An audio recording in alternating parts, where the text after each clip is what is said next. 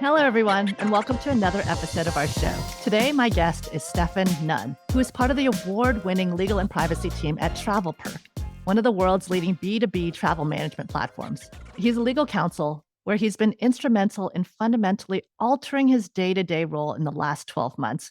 He went from being what he considers a high-touch, reactive, conventional legal service provider, but really pivoted roles in his legal department to becoming proactive, what they call product managers in their legal departments, building experiences for their internal clients. I was super excited to have him on the show because, I'm always interested in cool career journeys, especially those that involve legal operations, and Stefan is one of these. We feature a ton of people on this show who are seasoned veterans in their careers. We're talking CLOs, heads of huge legal operations teams, etc. I love that Stefan is a junior attorney. He's only 18 months now into his role at TravelPerk and already making a huge impact on the company and on the way that they're running the department. Having watched and experienced the change in his own day-to-day role at TravelPerk, he now has strong views on how the profession is changing and the type of skills that paralegals, junior lawyers, and legal ops professionals need both today and tomorrow. So we get into all these things today in our show, and I hope you enjoy the conversation as much as I did. We met fairly recently, actually, in London. And I think just within a few minutes of chatting with you, I was like, I must have you on the podcast because your background is so interesting. So many people come to me and say, oh, I'm an attorney, but I really don't like being an attorney anymore. And they're dying to make the switch into legal ops. But interestingly, you actually went the other way around. So yeah, I'd love to hear more about your background and how that happened. Yeah, and I think it's a long and winding road, and now I say that with a pinch of salt because I've only just recently qualified as an attorney in the UK, so I was admitted just nearly 2 years ago to the role. But I think it starts all the way back. I mean, my original career aspiration was to be a vet in the UK, really? and I wanted to be a vet. So I did science high school and went all the way through my intentions, but I would describe myself academically as average. I'm not the most academically inclined person in the world, and I found the struggle there to transition to a higher level of education in science harder than I'd expected. So didn't get the grades I needed to go to veterinary school and had a bit of a winding career path as to deciding what I wanted to do with life. So I went to university in the UK when I was 21, when most people actually leave university. And I decided to go study law. I thought I need a practical, skills-based education, which obviously we'll come on to later on, to basically go out into the job market. This was just post-2008, so it was a bit tough out there for grads to get roles. Mm-hmm. Yeah, and obviously not as we know it now. That was the precursor to the end of the world. And went to a what we call a new university in the United Kingdom. So it's Nottingham-Trent University, but they've got a fantastic law school. And I realized that actually I enjoy law. I never exalted myself as someone who enjoys kind of the academia side of things, but I really dug deep into a couple of things. And through that, it was great. But there was still a barrier to access in the law in the UK. So rightfully so, people want their attorneys to be highly academically qualified. They want this perception of intelligence, that this is a bright, educated person that will be able to advise them. And that was becoming a barrier for me getting a training contract. So that's how I started off in legal ops. So it was an easier route into the role, easier as perceived back then.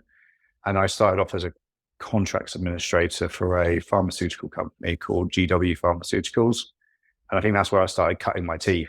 So that was very formative. And at the same time, I self-funded our legal practice course in the UK and did that part-time whilst working full-time for GW, and did that for about 2.5 years. Wow, that's not easy.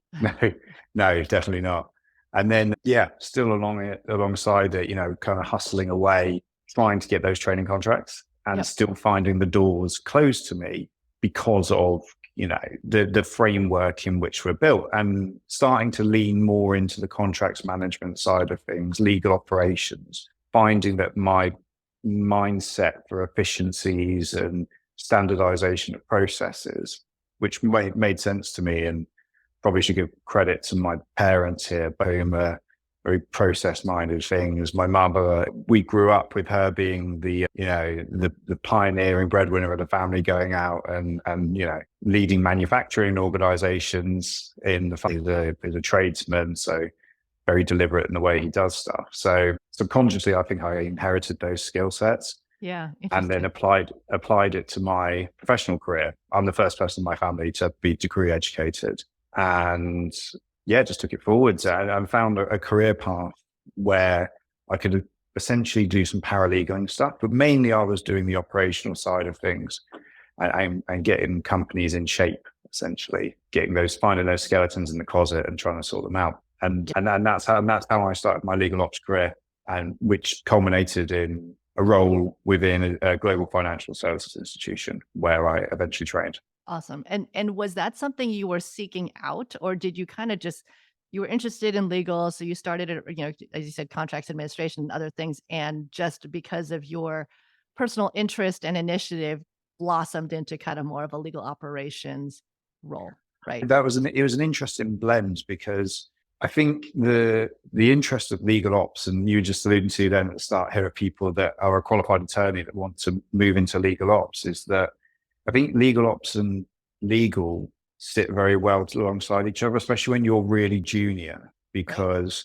you can come in and add value. Whereas when you're specifically a junior legal counsel, you get a lot of the administrative work and you don't see how you're moving the needle, even when you're in an in-house team. So I've always worked in-house. I've never worked in private practice. And so to opining on there is out of my remit. And even then I found, I wasn't moving the needle in my legal profession, and it became quite disenfranchising, to be honest. But then the legal ops side of things is that even from day one, when you're a contracts administrator, you can see how you're adding benefit. And it also frees you up to, once you become efficient, you create bandwidth within yourself to upskill yourself in those areas. And I think that is what kind of allowed me the capacity eventually to take on a training contract in the UK, which is 2-year obligation, which was all done during COVID. Yeah. So it was all done remotely. I'm that generation of junior lawyer that didn't see their supervisor for a year and a half. And I think it just became a bit of a passion of mine, and has stuck with me and really blossomed again in my current organization, where I feel like TravelPerk, which is the organization I work for now, which is a friend of Clock and a friend of Ironclad, is really behind this, and particularly with our management in the team and in LT sponsorship. Well, and let's talk about that for a bit, because I think what you've done at TravelPerk and the role that you have, as well as your leadership team's belief in, like you said, efficiency and operations and technology embracement is fascinating. And, you haven't been there that long. Like you said, it's been a couple years, and you've had a huge impact. You've already worked on so many things. I also find your background super interesting, because you have not worked at a law firm. You didn't do any private practice. And so you're coming from this without sort of previously being jaded by the billable hour, or this is the way that we do things in the legal space. You've kind of created your own journey, but been in the legal space in different roles and different backgrounds. So tell me what it was like to join TravelPerk, and kind of the culture and what it's like there. So the company is an incredibly young company, founded in the mid 2010s in Barcelona, and it's just hit around 1,200 employees. When I joined, there were 600 employees. So that kind of tells you the hyper-growth strategy we're on. And it's all about, delivering our stakeholders and our customers a 7-star travel experience, which is frictionless. It gives you the ease that you want. And that ethos that we take into the legal team, in that we build, and this is something that I haven't heard that much from other in-house legal teams, and especially the external counsels I engage. We build products for the business. So that being, low to zero touch for our stakeholders, that is natively within their environment. And then the beauty of that then is you're not seen as like the typical legal team, as in, oh, I've got to get past legal. Right. Legal is seen as an enabler. And that's very much driven from the vision of our general counsel and our legal director. But everyone in the team is empowered on the same mission. And we try and look to, grab those milliseconds or those seconds and build a product that anyone in the business can use. And we're definitely kind of pushing that in every area of our BAU, because then your lawyers become, especially your junior counsel, which is your cheapest resource, become more strategic in that they're working on higher value tickets. You're the right things. I have friends in private practice and they tell me that they're working at 11 o'clock at night, dating documents. Like this isn't what you want to be doing when you're a junior counsel, but that's just the way in which things work. And TravelPerk's ethos is very much like work smart, work hard, but don't work longer. Yeah. You don't absolutely have to, but it is very much reinforcing the business that's the way it goes. And that's what we've done as a team. And it's such a unique and innovative perspective. I don't think I've ever heard anyone say, we're not just here to deliver legal services. We consider ourselves product managers to the business. Yeah. That's pretty cool. And you guys, I know, really embrace technology, and you're always looking to, new ways to leverage technology to do things better. But you guys have only been around for 18 months. I met you months ago, so even then it was less time. Very quick to do that. What kind of gave, you and the rest of the legal team and maybe even your GC the confidence to just like rip and replace and like redesign, from scratch the way that it's kind of always been done? I think that's the face of the leadership team, how we hire. So one of our core principles in the business is ownership. We are owners. And when I went through my interview process, it was very much kind of, you can try and fail, which is terrifying to attorneys or lawyers, especially like, no, we have to get everything right. We have to cross every T and dot every I. That's right. But when you work in-house, especially when you're in a SaaS business, like product development is issue and iterate. And we obviously, we use your tool Ironclad. And as I said, it's a product-based thing. You develop based on feedback from your users. And sometimes you get things wrong. Like we've done tech deployments before and, they've gone wrong. And it's knowing that realistically, sometimes it's not the tool, sometimes it's the process, and designing things in those ways and getting that into everyone's way of thinking, especially when they're incredibly junior in their career. And as we've had new joiners as well, that's something that we've really tried to impart on them, including our really junior members of the team who are really embracing that methodology and are following the same route I did into the profession. Mm-hmm. So it's really refreshing to see, that kind of enthusiasm for building and owning their own workflows. And so that culture that's throughout the company, does that help also with just not even the fail fast, try new things, culture and mindset, but also give you budget and give you headcount and give you the opportunity to do these things? Or do you still have to fight for that as well? So everyone's competing for budget, everyone's competing for headcount. It's optimization again. And I think you can bring it back to what you're doing as a team. And I bring this, and this is probably a parallel to my previous role where I trained, in the process and the way in which legal was done and contract management was done. And the solution was massive, a huge organization in comparison to TravelPerk. But it was very, very much about, let's add more bodies in instead of looking at how we do things. It's not broke, so let's not fix it, but it's not great. The engine was running, but it was misfiring a bit. And you don't need to just throw bodies at a misfiring engine. Sometimes you need to look at our process. And that's what TravelPerk's really good at. Now, no secret, 600 people to 1,200 people in 6 months. That is huge. And obviously we have capacity there, but it's about everyone that's in our team and everyone that's come into our team are these kind of high growth mindset individuals. And I feel like that's been incredibly inspiring for me and something I wish I'd have looked for earlier in my career as a legal ops individual, but also as a trainee solicitor, looking for those mentors. And a mentor I use the term more loosely than normal people. Your mentors can be your peers. They don't have to necessarily be that level above you or that management person. And there are people that I, at this point, 5 years ago or 6 years ago, when I was thinking about doing this, if I'd have looked for this organization, maybe I would have come into it, with a slightly different perspective. And I think that's probably one of the big lessons learned that I'm trying to push forward going forward, and what I do and how I interact with junior lawyers as part of my role. And the rest of the legal team, the junior lawyers and all, have they all come from private practice? Actually, in-house again. So my counterpart, he was in-house in Spain. The management all tend to come from private practice, but most are tenured in-house lawyers. And our paralegal she's from the charity sector. So no real corporate experience in an organization, where your P&L is the most important thing. You've got to be generating revenue. We hired for personality completely there.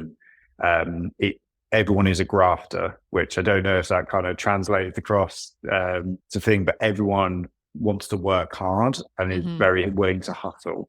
And yeah, that's the personality type that we look for. So if that's the private practice individual that comes along that wants to train, I don't think there's any issue, but we have just tended to hire predominantly from in-house at this point. Yeah. It reminds me a lot of the early days of Google, because we were exploding, in scale as well. And the things that you have to do, it almost feels like you're putting process in place while, of course, while the plane is flying at full speed, and juggling how do you try to stop and assess and put things in place, but also not stop and accelerate what you're doing and be able to move faster is a really unique challenge. What do you think that your department, legal department, would look differently if you did have to, if you didn't leverage technology early on? Because you probably would have a lot more people, right? Yeah, or work a lot more hours. Yeah, and I think the parallel I bring it back to my previous role, where it was an in-house role, but it was run like a private practice. Okay. And it worked for that industry. Financial services institutions, very traditional based, private equity, hedge funds, asset management. It is a traditional industry. So to run that a bit like a law firm, it makes sense because that's what your end users used to. But yeah, if we hadn't had the leverage of technology and people that are product and process mind oriented, it would be a very different thing. It's like eating your broccoli or eating your mashed potato. It's repetitive. It's the same thing again and again and again. That's not going to build satisfaction and happiness. And also, you're not going to demystify what you're doing. And that's one of the beautiful things about blending being a counsel and legal ops, I find, is that people understand what you do now. If you use technology, it frees them up to actually see what's going on. And that is where the success has been, but also the happiness of our team. I would genuinely hand on heart say that I work in a happy team, and I don't know many junior lawyers that can say that. And that's a privilege. That's really cool. And that's part of the fun, I think, of being at a small, high growth company where you're actually able to affect the change and the culture. That's really cool. What do you think uniquely suits you to do this job well, given your unique background? I mean, are there things that you took because you did legal ops, because you did the contracts administration role, that make you better suited to be a junior attorney now than, if you went the traditional route, private practice and all? I just think it's a personality type thing. I'm very interested in how things work and what makes the mechanism underneath. The joy for me comes like learning on the job. And I think that very much is, going out, talking to people, collaborating with people, building something for them and, seeing a positive impact. That's very much like an operational side of things, like building a product, being a manufacturer and seeing that have a real world benefit as opposed to an advisory side of things. And that has always been something I've been interested in regardless of the job I've done. And it's only been recently that I realized that's my North Star metric, and that's what I moved towards naturally. And I moved away from that because I fell into the traditional path, which may not have been fit for purpose for me, and very much had a crux point in my life where I realized like I was taking quite a bit of time out of work to go do something. And when I was there, I had a moment of reflection where I was like, do I want to go back to doing what I was doing? Yep. No, time for a change. And what made you happy? And the offer from TravelPerk landed in my inbox. Yeah, that's amazing. And I think you and I and so many people kind of fall into this world, and we realize this is something that excites us, that we're passionate about, that we enjoy doing, and that we're good at. But no one sort of told us that these roles existed, but they do now. And what Yeah, I'm finding, like I mentioned earlier, is that people are like, oh, now I've heard about this role, that there's innovation and technology and modernization for legal.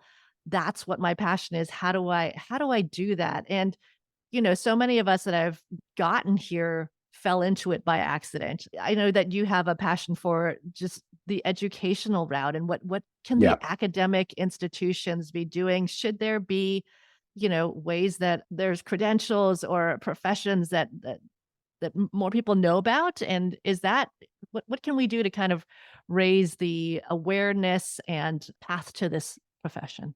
Yeah, and that's a fantastic point. That's a passion of mine and something that it is so key to the academic institutions. You hit the nail on the head there. So once you've got into a law firm, it's getting a little bit too late until you hit your Right. crisis moment. And so we should look as an organization, I'm going to talk from a UK perspective here. Everything I learned at law school had nothing to do with what I did becoming a legal ops professional, Yeah. apart from the fact that I knew how to read a contract. Yeah. And we Now, hear that in the US too, by the way. and, yeah, and yeah, globally, so, everywhere else. and that's just kind of the thing. So I think what we do with institutions is there is a place for academia, there is a place for learning the law. I think that's a really important tool to have. But then we look at these courses instead, and do we say, okay, is there something we need to build into the course, or do we look at roles of like micro accreditations, for instance, things like project management courses. Yeah. I was never taught how to project manage in any of my formal training or any of my training on the job prior to being at TravelPerk. So teaching people how to use products such as Figma and Jira and Asana, these PMO tools that are so natural to high growth organizations that lawyers have no clue how to do. Design thinking, demystification. We're taught to speak in plain English now, but then it stops. And then you look at a contract and it's notwithstanding as in full ifs, and that's not how people speak in day to day. We should be looking at these ancillary skill sets that would make a junior lawyer much more of a stakeholder and an equal business partner to those people that they're advising, both in-house and private practice. But then we should also probably look at the law itself and people coming through the route and thinking, is the demographic of our profession reflective of the industries that we work in? Because, it is difficult sometimes for people to realize there's various areas in which they need to be able to communicate more effectively. And then we have loads of individuals in society where they've got that automatically bring in project managers or developers in who speak the language of their client, whereas a lawyer doesn't. We're not trained to speak like an engineer. We're not trained to speak like a project manager. That's where I think we're a really, really interesting point. And I'm hoping academic institutions kind of lean into this. Yeah. And really drive in, that thought process that has kind of gone out of law and become an administrative process in some respects. Yeah.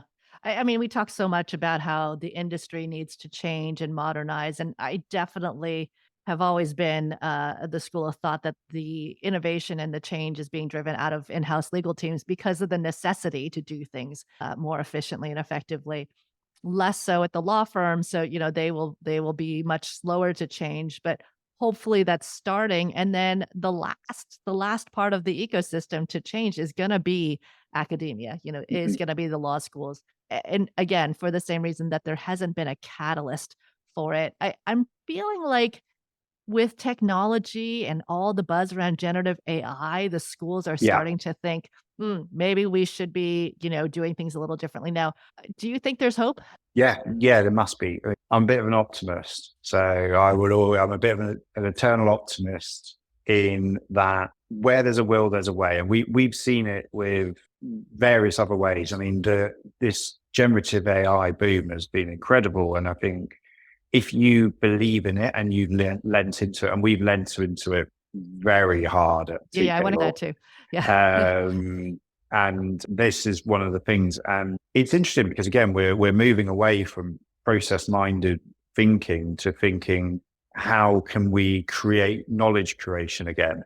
Yeah. So we're learning to think again, as opposed, because the cost of acquisition of knowledge is zero. It's a zero-sum thing. You can go on Google and find what you need to find. You can ask ChatGPT now to tell you what you need to find. You don't even need to go into Google and be like, okay, now I need to summarize this report. You go summarize this report, pre-2015.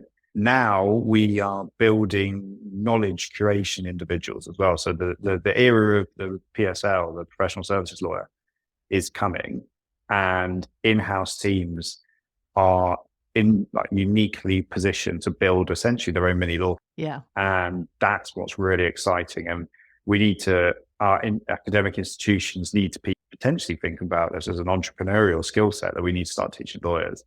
Instead of your business development course, I remember doing business development when I went to law school, and I was thinking, God, I don't know if that's for me. Entrepreneurship, stakeholder management, how do you go out and, actually get something done is where we're coming from. And tech is opening up that necessity. I can't remember who said it. Someone said to me once, ChatGPT is not going to take your job. The lawyer that can use ChatGPT is going to take your job.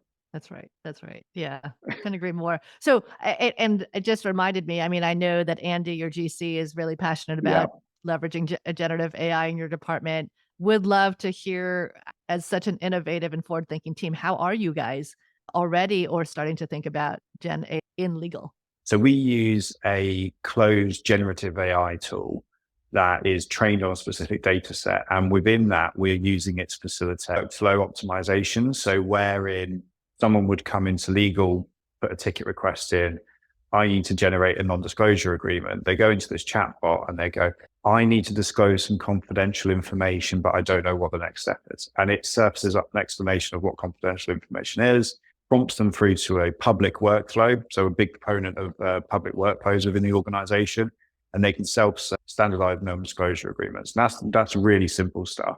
But we're also using it to help build out responses to large-scale RFP questionnaires. So again, where you'd probably have a team of paralegals, or you'd have a team of bid specialists trawling through these things.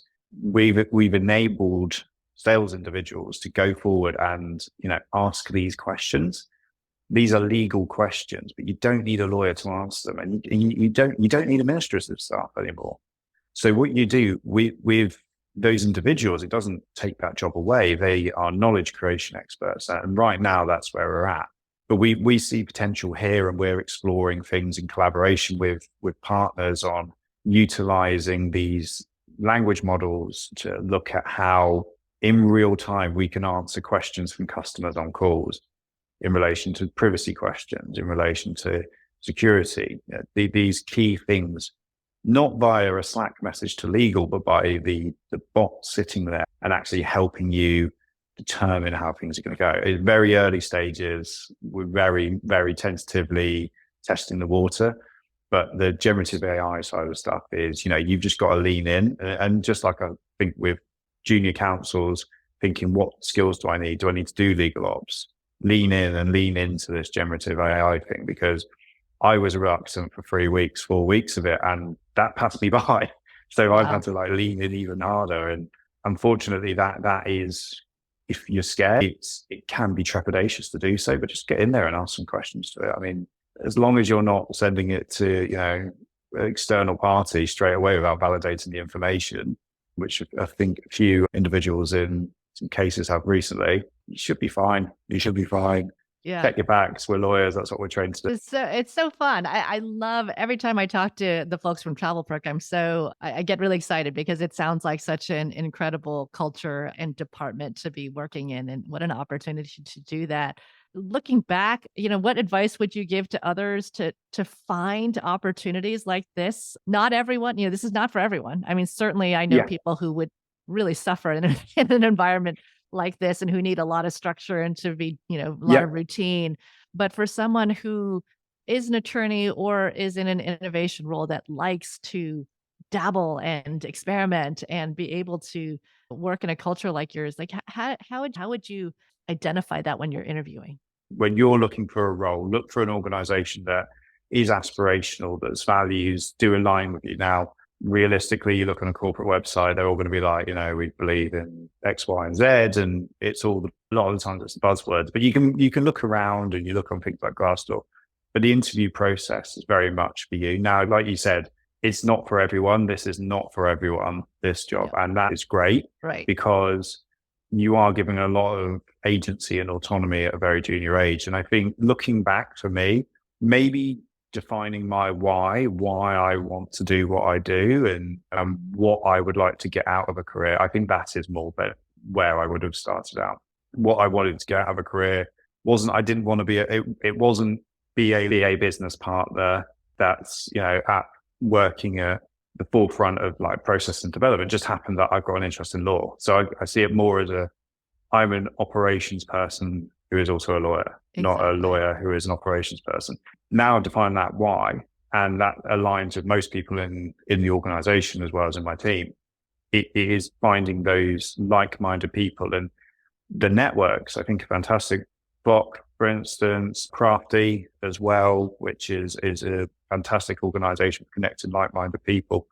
I'd definitely encourage junior lawyers to build their networks and find mentors, like similarly minded people who will open you up to opportunities, particularly if you've come in through the in-house route, and particularly if you're not from a social situation where you have access to people with these kind of corporate roles. I didn't know any lawyers until I entered the industry. And I know that's very similar for lots of other people in my team as well. And lean on them. And people want to help. Everyone wants to help. That's true. Do you have mentors? And I get asked all the time, how do I find one? Any advice on that? I met my mentor by having a coffee at a legal networking event. I was just stood next to him. Yeah. And that's literally how it happened. There are schemes, law schools do good schemes as well. The Law Society in the UK, they're very good for that. I think sometimes people think my mentor needs to be the job that I want to do. Yeah. But some of the previous ones I've had have been people completely different walks of life, but you like the way they work. And it kind of comes back to that. From my perspective, like if you want to be a business partner in-house lawyer, that's what you want to be. Yeah. You need to have a bit of a business-minded approach, and having mentors outside of that is interesting. And good mentors will also find you. It's not just about the mentee finding them.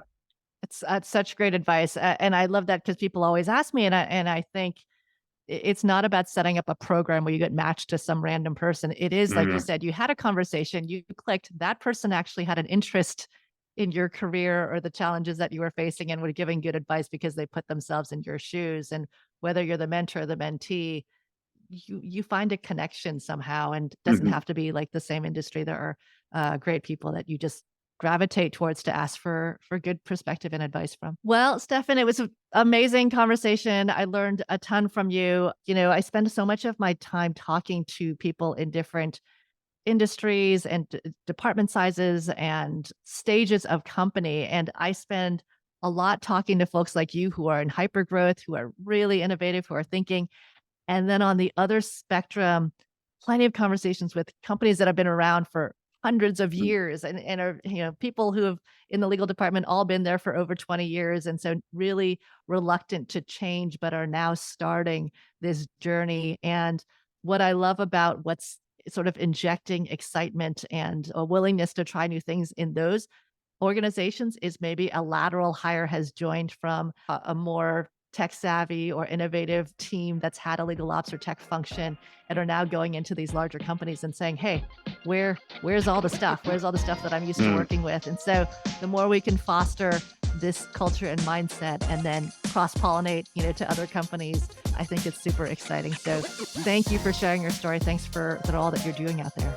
No, thank you very much. Yeah, absolute pleasure. And really grateful for the opportunity to have a chat. And really got a lot out of this myself as well. And hope that anyone that's listening through enjoyed it as well. So really appreciate it, Mary. Thank you. Excellent. And to all the folks out there, thanks for listening.